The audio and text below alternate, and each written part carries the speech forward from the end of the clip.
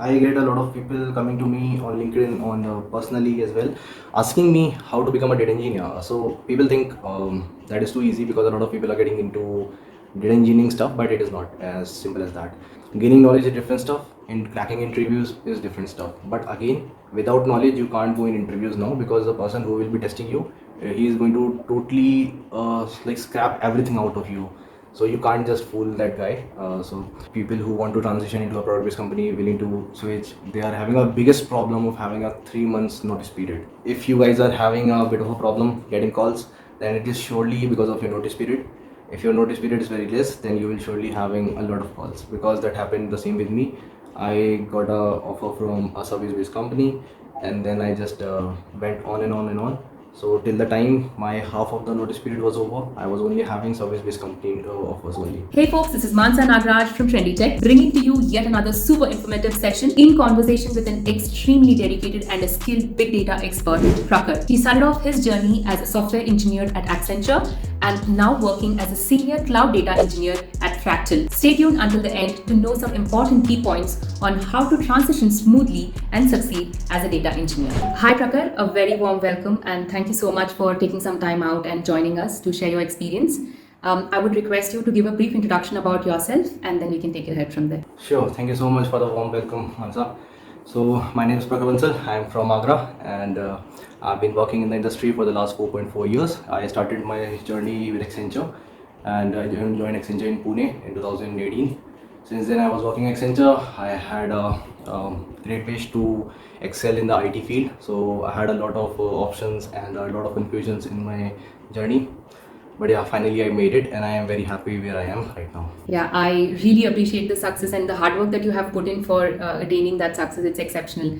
So, I have a couple of queries for you, just to highlight the first one here.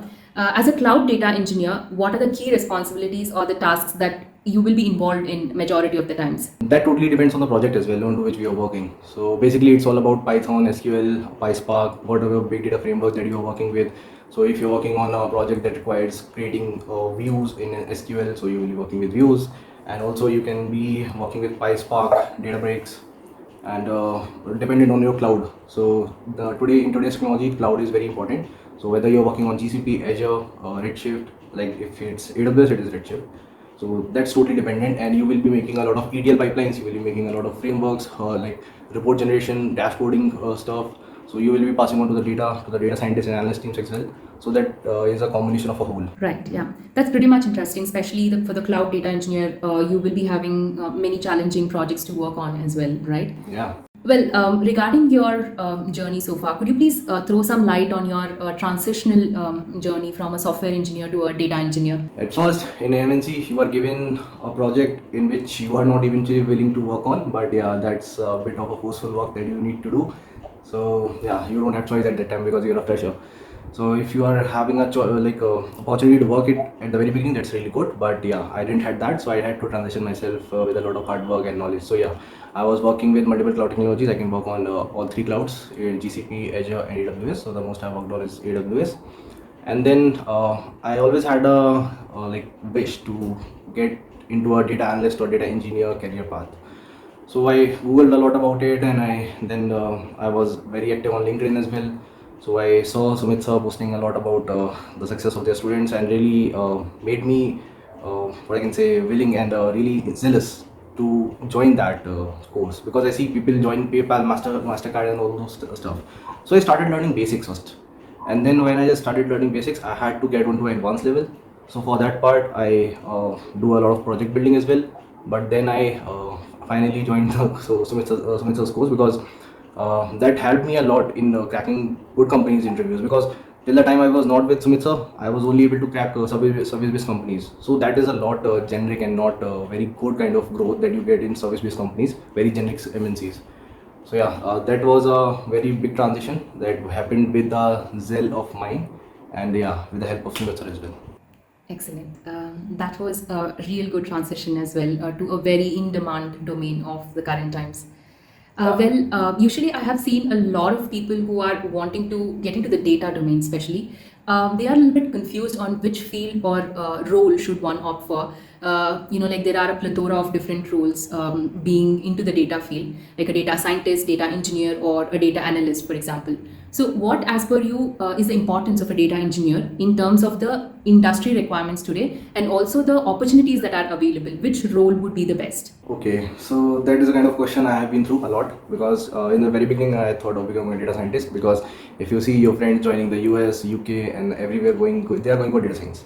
But it is not the thing. I think like I went for data scientist, but at final I came out to become a data engineer. And in today's world, I see data engineer positions are at the grooming level. They are again and again going more and more as compared to even to data scientist. So that's totally dependent which field you want to go for. Is like if you want to go for full-time coding, then go for data scientist. If you want to go for part-time coding, go for data engineer. If you want to go for no coding or minimal coding, it's like data analyst. Data scientist is a kind of field where you have Python, NumPy, Pandas, Matplotlib, Seaborn, scikit-learn, Bokeh, these kind of packages. So full-time coding with Python. And coming on to data engineering is more of ETL stuff. So yeah, without a role of a data engineer, none of these two, data scientist and data analyst, can work ever. So it is more of very important. A data engineer role, it is very grooming and very trending right now. So data engineer is very better as compared to these two.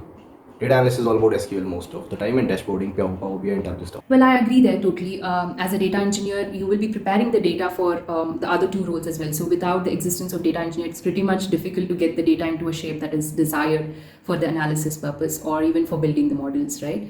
Definitely go there through that as well.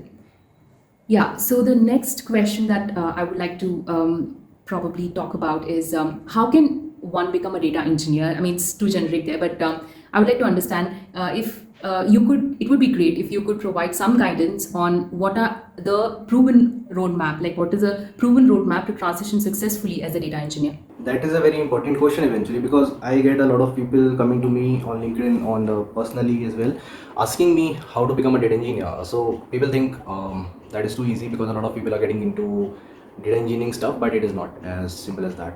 So first of all, you will require Python, you will require SQL, and like I say SQL, but it is advanced SQL. But I don't say advanced SQL because I don't want people to get scared at the very first beginning. So yeah, and I think Sumit sir's playlist on YouTube is a very good resource for that. And then coming on to big data frameworks, Python, Python API for Spark, Apache Spark. PySpark is the most trending big data framework that is in the market demand right now. And yeah, in the industry, Apache Hadoop, Hive, Pig, these kind of frameworks are also there. So learning a Python, SQL, big data frameworks, whether it's PySpark, whether it's Hadoop, and yeah, a cloud, because the cloud technology is a very must today. Every company is going to get migrated to cloud now. Nobody is going to work on on-premise systems. So these four are the must and mandatory skills that are required to get into our data engineering career. Right, I pretty much agree there. So basically, you need to understand the fundamentals of distributed processing, how internally things are happening within PySpark, and also Databricks and Data Factory. These are certain important technologies that you should be very much well versed, the services that you should be very much well versed with. Agree with you totally there. Yeah, so and also I would like to understand how easy or how hard was it for you to transition into the big data domain, having known that you have to acquire knowledge or a skill set on several, even including the cloud-based services or even on-premise one. So how did you feel the transition was? Was it difficult or was it easier? That is again very much similar to the previous question. It is just about the theme of the previous question. So I would say nothing is easy, nothing is hard. It is all dependent on how you take it and how willing and how consistent you are with your focus, with your commitment. So the tools and the technologies, the programming language that I just mentioned in the previous point, Python, SQL, big data frameworks, and cloud. So these all are not just 1 day or 2 day technologies. It will require you a lot of time eventually. It totally depends on your commitment. If you're putting it in 8 hours, it may take you just 2 months to become a very proficient data engineer. If you're putting in just 2 hours, 1 hour, it may take you 4 months or eventually 6, 7, 8. That's totally dependent on your commitment. If you're taking on it on weekends, putting it more and more efforts, totally dependent on your dedication. So as soon as you pick up, as soon as you start building projects, that is the final stage of becoming a data engineer. So it's all about the basics you get first, and then up to an intermediate level, and then on to a advanced level. Yeah. So yeah, nothing is easy, nothing is tough. It is like all or totally dependent. Yeah, and eventually, if it has been easy, everyone would have done it. So yeah, I would say it is not easy for sure, but it is not hard as that. Yeah, so if you take a approach wherein if you have a structured resource available which can guide you through the right technologies that you have to learn, that would make your task easier, right? So, how helpful was the Big Data Masters program by Sumit sir that you mentioned, that you highlighted in providing you the support of the required knowledge to work in the industry? Yeah, it is very helpful. Eventually, what made me took the course was the SQL playlist. The simplicity of teaching, the clarity of the concepts was the main thing behind taking the course. The motivation that came inside me was the teaching first of all, and for sure it is all financial as well. So yeah, switch that was the thing, because people going into very good companies, and in the market itself you can't be just living with the current skill set. You need to upgrade yourself, you have to invest on yourself, you have to take out the investment of like the ROI, right? So Sumit sir course is very well structured, I would say, starting it from the very basics, very fundamentals of MapReduce, Hive, SDFS, and then Hive, and then taking the person on a programming language that is Scala and PySpark, and then the projects that are also provided inside the course, that is also very helpful. Plus, I didn't expected that DSA course that is being given in the course, so that is really helpful for cracking out product-based companies, because DSA is really required in product-based. Eventually, it is not required in service-based, because that the level of interview is very different in product-based and service-based. And we might can also put some light onto that part. If you go for service-based companies, interview is like only 30 minutes technical, 30 minutes manager, and you are in. That's it. But if you go for companies like product-based, like my own company currently and other ones, 1 hour first round, 1 hour technical, second round, 1 hour technical, and then 1 hour techno-managerial round, and then HR round. So you can just simply think of the level that they just want the person to be. So it's really important to get through with all the basics and bit of a project building as well. So Sumit sir course really helped me in this, and yeah, it is also helping a lot of persons. So I am not the only proof of that. A lot of people have been through this, and yeah, so that's all. Nice, Prakhar. I definitely agree with you there. So, for all our viewers, if you would like to know more about the Big Data Masters program, which Prakhar highlighted by Sumit sir, I would leave the description of it in the comment section, the first comment, pinned comment. Moving ahead, a lot of our learners would also like to, like to understand how much time would it take to become a data engineer to gain that expertise in the different technologies. So, what, as per you, is the timeline required to become a data engineer? Again, that totally depends. As per the previous point, one can become, if you're already working on tools like Python and SQL, so it may take you less time. But if you are starting it from scratch, it will take you a bit of 4 months likely, and it's totally depend. Gaining knowledge is different stuff. In cracking interviews is different stuff. But again, without knowledge, you can't go in interviews now, because the person who will be testing you, he is going to totally scrap everything out of you. So you can't just fool that guy. So it is really important. You learn everything from scratch. You learn everything up to a bit of a advanced level, and it will take you if you're already working on any of those stuff, it will take you 2 to 4 months. If you are not working any of those stuffs, it may take you 4 to 6 months, and eventually 8 months. That totally depends if you're working or if you are starting it from scratch, having a whole day to invest. So that's also important. So yeah, it's a commitment for a longer duration. It's not a few weeks, course that you can, or a topic that you can learn within a few weeks. Definitely, it would need some time for you to get that hands-on practicals, to get your hands dirty in practicing and implementing your project, your own personal projects as well before going to the industry. Right, so yeah, the timeline that you mentioned pretty much is a minimum required to become a data engineer. Yeah, so there are a few other questions which I got to hear from our viewers as well. I got to see from our viewers in the comments. So what they would like to know is, I'll just go through one by one. How to get offers after having a 3 months notice period. This notice period has been a huge issue with many people as such.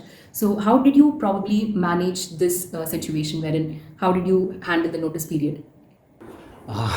So that is a bit of a funny journey, and that's really interesting as well.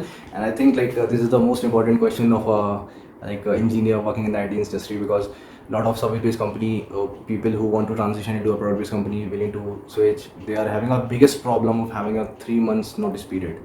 So the main thing is like yeah, first of all, if you guys are having a bit of a problem getting calls, then it is surely because of your notice period. If your notice period is very less, then you will surely having a lot of calls, because that happened the same with me. I got a offer from a service based company, and then I just went on and on and on. So till the time my half of the notice period was over, I was only having service based company offers only. But just when the time my notice period was left with only one month, I was getting a lot of calls. Like eventually, I was really exhausted by the number of calls I was picking up. But the first step you should take is to get into a company which is service based, more service based, because service based can wait for you having a 3 months notice period, because their own company is also having 3 months notice period.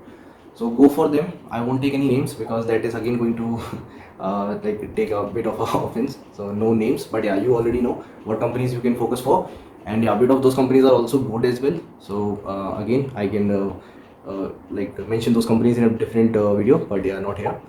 So first of all, taking a offer from a services company will help you getting out of the 3 months notice period, and then when your notice period is left with 1 month, just keep on applying, just keep on focusing on what companies you always wanted to work for. Okay, and that will also help you prepare for preparing as well for the interviews, because those just count this as an opportunity. How? First, you have a 3 months notice period, you got out of it. How? By taking an offer from a service based company. You have 2 months to study. The last month only apply there. Okay, these 2 months totally focus on your study, and the last month you apply. And when you apply, you will get you will surely get calls. Make sure your resume is very optimized. You are making it compatible with ATS Scan. If you don't know about ATS Scan, then ATS Scan is an application tracking system enabled by each and every company. Whenever you go into the Workday portal, you apply your resume, it gets scanned with the algorithm, and then the HRs will filter out those candidates who are having this much of experience according to the requirement. So make sure of all these things. Try to Google out everything, and this is the main way to get out of a 3 months notice period. Get a service offer, and then you will be able to resign. It may not have a very good hike, but yeah, it is very well enough to get out of the notice period. Then you can just use those offers to negotiate. Right, yeah, that was a different view, different takeaway from this session though. Thanks for Yeah. that information, Prakhar. So the next question usually people have is regarding how to get the calls from companies. I mean, like, is it like by optimizing your resume, or should you have to focus on certain platforms where you can apply for companies where you will get more opportunities? Probably if you can highlight a few points over here. I think like I have already embedded the same thing over here, like in the previous point. Optimize your resume, and always read the job description. In the job description, on the down below in LinkedIn, you will find email ID of the HRs. If they are very desperate to take candidates, they will surely leave their email IDs. Ping them, approach them, mail your resumes to them. Ping people. Nobody is very like not hard to not refer you in their companies. If you ping me, I will refer you. So just try to approach everyone. So that's my point with the previous point I have explained very dedicatedly, right? So you have to try to reach out on several platforms. It's not that you're focusing on one specific platform as such. I get that, totally agree with you over there. Now, Yeah. moving ahead, what should one highlight in a resume? Like, what are the keywords that they should mostly specify, and how should one draft their resume? First of all, always mention your skills, and then the roles and responsibilities, your projects, what skills you use on your projects, and mention in one liner very precisely, very explanatory. It should not be like you are just providing a small thing like a abbreviation. It should be in full form and very well explanatory. So short and simple, crisp and easy to understand. It should be. And just if you want to showcase your skills, you can provide your GitHub link, Kaggle link. But I have not like I have not done it on my resume. Still, I got calls, and just highlighting the keywords that are required in a job description, that is really important to highlight, and you will surely get calls. Just try to reach out the HRs as dedicatedly as you can. So that's the main point behind it. Thanks so much. There, it was informative on that. Moving ahead, I do hear from some of these learners as well. There could be from like several years of experience, like even a fresher, or 2 years, 4 years, or even 10 plus years of experience. So what kind of questions can these category of people expect in the interviews? Would it be the same level of questions, or would it vary? Surely it will vary, because when you see people from 0 to 2 years, it will be only basic. A bit of more level, because they want to test you how good you are. If you are going good in the interview, you will just increase the level. If you are at 4 years of experience, as at mine, they will surely ask you very scenario based questions. They will give you a problem and they will see your approach towards it. So I got a lot of questions on AWS service integrations, and I got a lot of questions on how do you will do it with Python, how you will do it with SQL. So it depends on the company interview as well, company level as well. And coming on to 8 year experience, it will be more often architecture based, totally architecture based, because at 8 years you are already going to be an architect. So the interview will be really important, and like they will surely ask you a bit of DSA at my level, like 4 years experience, not at low level, like junior level. They won't ask very tough questions, but yeah, at my level they will surely ask you DSA, bit of system design, how your project is, how things work on your project, what orchestration tool you are using. So if you are using Airflow or Kubernetes, what kind of thing, whatsoever it is there. So you have to mention all of those things. They just want to understand how good you know your project. So that's all. And the level you can just simply know.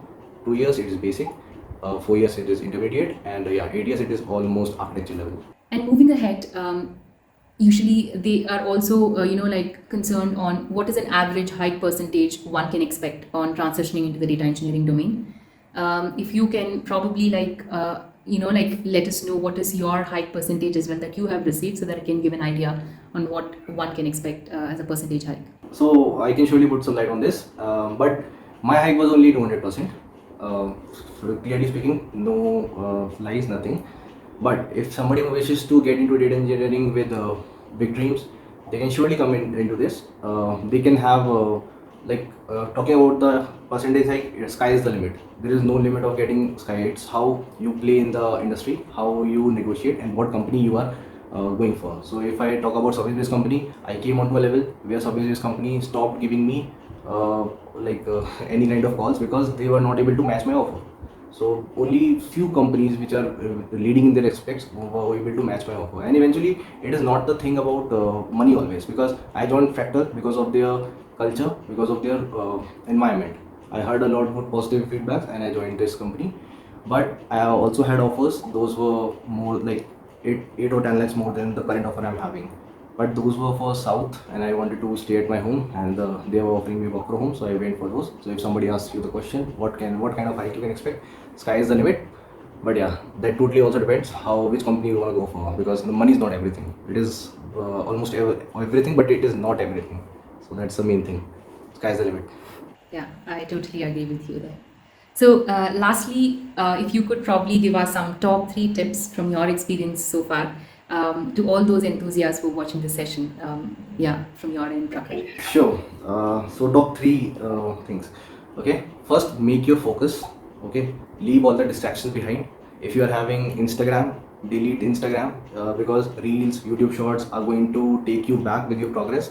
You will never know how 20 minutes went away. Just you are scrolling onto that point. So leave the distractions. Focus is the first point. Second point is just be very consistent. Make a schedule. Always prepare very well for the interviews. Whatsoever interview questions you are having, just note them down. Do a lot of googling, so that is into your commitment. So, and lastly, have some feedback review of yourself. So whether having a mentor, whether having like I had you and Sumit as my mentors, so that's a really blessing for me, and that really made me join the company that I'm in right now. So yeah, having feedbacks, how you are doing, tracking your progress, it's really important. So the top 3 tips are just to adapt, improvise, and overcome. Thank you so much, Prakhar. It was really a pleasure talking to you and getting to know your experience, which will be helping a lot of our audience. And you have been an exceptional student or learner as well. So we wish you all the very best from the whole team of Trendy Tech and from Sumit sir. A lot of success in your future endeavors as well. Thank you so much for joining. Thank you so much, Mansa. The pleasure was all mine. If you found this video helpful, do give it a thumbs up and subscribe to the channel for more such informative and interesting conversations with big data experts.